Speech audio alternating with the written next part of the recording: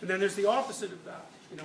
So just as the great father has its enemy, the tyrant, and the great mother has its enemy, the devourer, then the individual has its enemy. And this is a very interesting representation. This is from ancient Egypt. This is Horus, and this is Set. And Set is the Egyptian precursor to the later Christian idea of Satan. And in this representation, it's good and evil that are, this is like the tree of life here.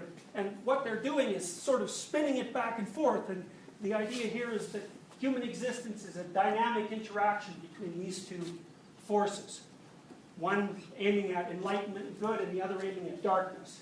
And that's what that represents too, except in this representation, it's the overcoming of the darkness, where that also happens in the Egyptian stories, but not in that particular representation.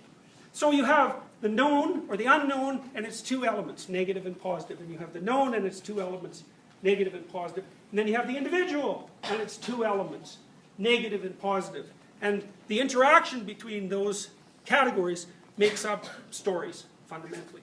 And all the stories that you ever hear about how it is that you should live or shouldn't live are different juxtapositions of those characters and their interactions. And the more archetypal the story, the more clearly the case that structure is. So for example, in the Thor movies, Loki and Thor are sons of Zeus, right? So Zeus is the great father, and he produces hostile brothers. And that's the same, that's echoed in Christian stories by God and Christ and Satan. It's the same idea.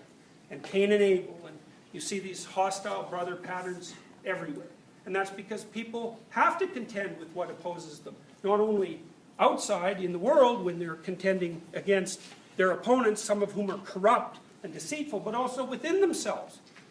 When they're trying to set themselves straight and to keep at bay all those elements of their own character that seem to work at cross purposes to themselves. It's a very strange thing about people, you know. We can't just tell ourselves what to do. We're inhabited by all these strange sub-personalities that have a certain amount of autonomy. And they're off doing whatever they want to at any given time, and they're very difficult to bring under control. It's very hard to be the master of your own house.